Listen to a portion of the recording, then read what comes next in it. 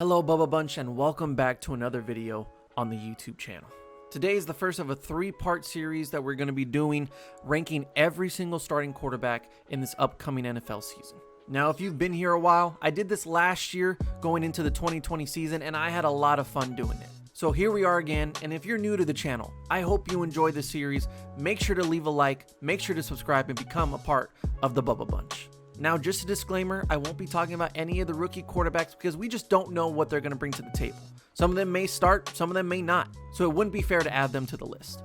But that still gives us 30 quarterbacks to rank, and at number 30, we start off with Andy Dalton, good old Red Rifle.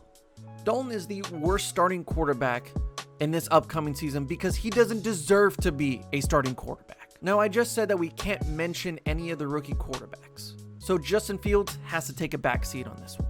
But I truly don't understand how Andy Dalton is the starting quarterback of the Chicago Bears. In some other situations with these rookie quarterbacks, they have a good placeholder for quarterbacks. With Trey Lance in San Francisco, Jimmy Garoppolo will be all right. With Mac Jones in New England, Cam Newton is all right.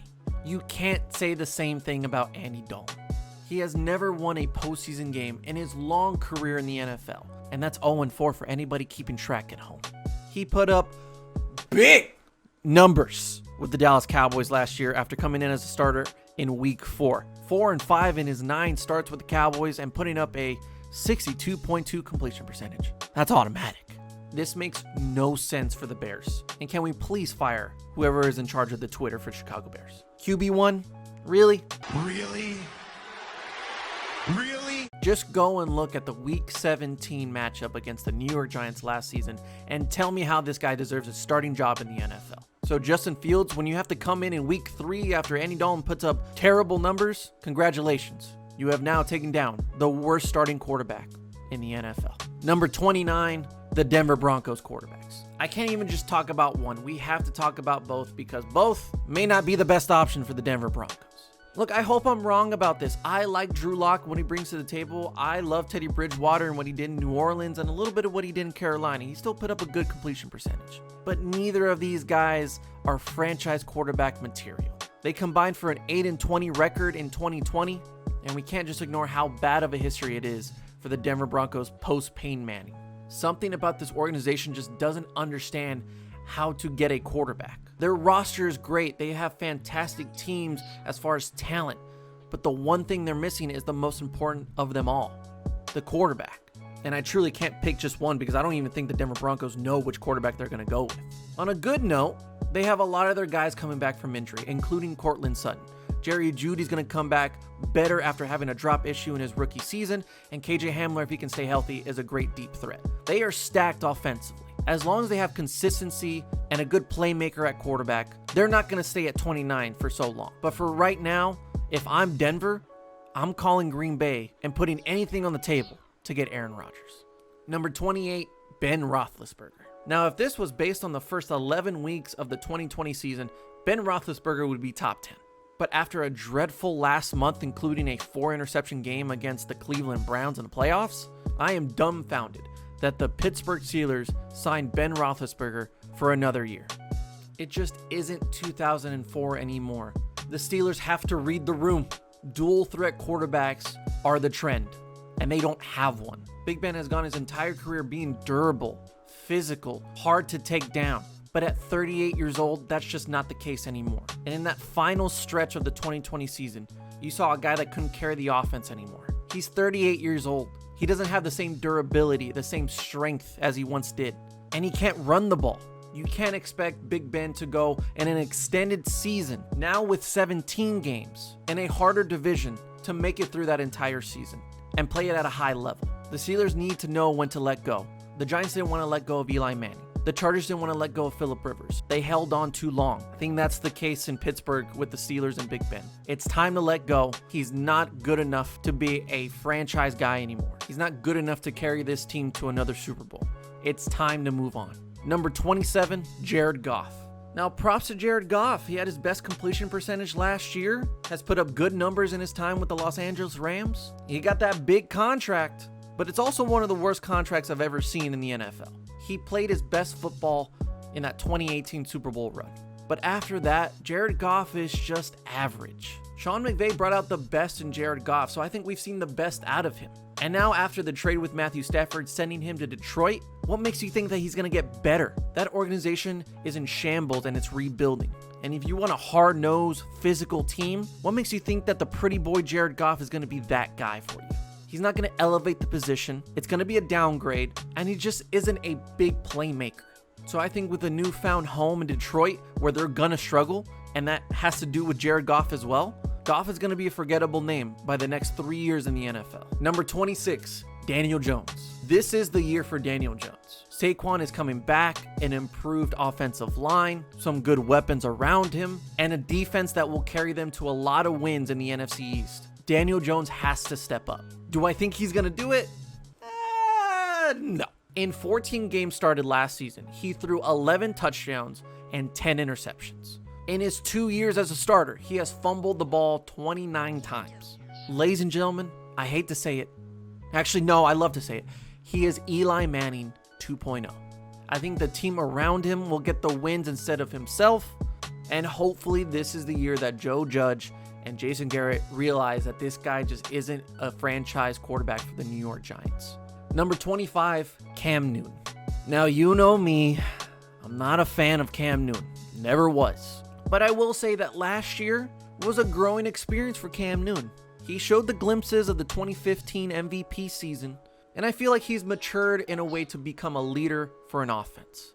The stats don't follow that though, as he failed to reach 200 yards passing in 10 games last year. Some of those he couldn't even get over 100. He was benched multiple times by Jared Stidham, and that's bad. And he's just so inconsistent with his play. Inaccurate with his throws missiles on a 5-yard dump pass. Cam Newton just ain't it anymore. Granted, he didn't have a lot to throw to last season, and this year will be much different. And I think that running game will still be the predominant way of that offense succeeding. But it's not going to shock me when Cam Newton gets benched for Mac Jones, and then it's a start of a new era. Cam Newton will probably stay around the league for another few years and then retire, but he will never get back to that 2015 season, so a lot of you got to let go. He's not the same. He's inaccurate. He can't stay healthy. He's a shell of what he once was, and this season will be no different. Number 24, Jameis Winston. Now, this one just is, I don't know. The Saints are a very unpredictable team this upcoming season. What do we expect a year after Drew Brees retires? All we've known about the Saints is a Drew Brees team. They have incredible talent on the defensive side. They still have major weapons on the offensive side, and they still have Sean Payton as their coach. But not having that old reliable Drew Brees at quarterback, it's gonna feel weird, right? As of right now, Taysom Hill is listed as the QB1 for New Orleans, but I don't expect that to happen because in a quarter of a season, he had the most fumbles in the NFL. So I think Jameis Winston comes in as QB1, but how can I judge what Winston will do this season when the last thing we ever saw of him was 30 for 30, 30 touchdowns, 30 interceptions? But Bubba, he got LASIK eye surgery, it's gonna be different. I get that. 30 for 30 goes to 20 and 20, 20/20 vision. I can see Jameis Winston being a starter in the NFL. Maybe not a good one, but maybe not the worst one. Number 23, Derek Carr. Now this one hurts. He threw for over 4,000 yards last year, had 27 touchdowns on just 9 interceptions, and 101.4 passer rating. I'm a fan of Derek Carr. He's a natural leader with above average traits. Sadly though, he is a part of one of the worst ran organizations in the NFL. This is the year where John Gruden gets fired. And Mike Mayock as well. I don't know what the hell the Raiders are doing, but I can guarantee that Derek Carr won't have any protection next season. And with a defense that's so unpredictable, you don't know if Derek Carr has to throw for 500 yards a game, 200 yards a game. If he has to score 45 points a game, it's going to be a tough task for Derek Carr. I want Carr to leave Las Vegas. I want him to be in a different uniform in 2022. I predict the Raiders are going to go 2-15 in 2021. This will be Derek Carr's final year as a Raider. I love you, Derek. Number 22, Sam Darnold. This one's going to shock some people because Sam Darnold was the worst quarterback statistically last season with a 59.6 completion percentage, a 72.7 passer rating, and only 2,200 yards passing in 12 games. The Jets stunk last year, and a part of that was Sam Darnold. I always was a skeptic on Sam Darnold coming out of USC. I felt he left too early. He was too young, inexperienced, but the talent's still there. And that's why I think Carolina is going to be a good fit for Sam Darnold. Why? The Joe Brady effect. Drew Brees had better stats when Joe Brady was an assistant coach in New Orleans. Joe Burrow became a monster at LSU with Joe Brady as the passing game coordinator. And in their second season with Matt Rule, I think this Carolina team will make strides to get better over the next few years. And to have a fresh start with a new quarterback in a system that's developed now, and the addition of Robbie Anderson to this offense, which was the only good note for Sam Darnold in New York, he will definitely not be the worst quarterback statistically in 2021. And number 21, Tua Tagovailoa.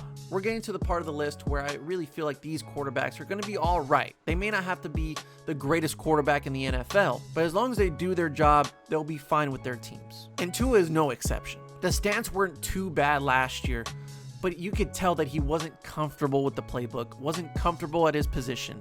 And that's a lack of an off season, lack of preseason games, and having to go back and forth in a QB battle with Ryan Fitzpatrick. And really, you got to start to think about the adjustment to the post-hip surgery and the bad injury history he had in college. So I think in year 2, Tua will finally get settled in Miami and really trust himself in his skills and get a full offseason to know his playbook. That helps. Something special is brewing in Miami with this Dolphins team.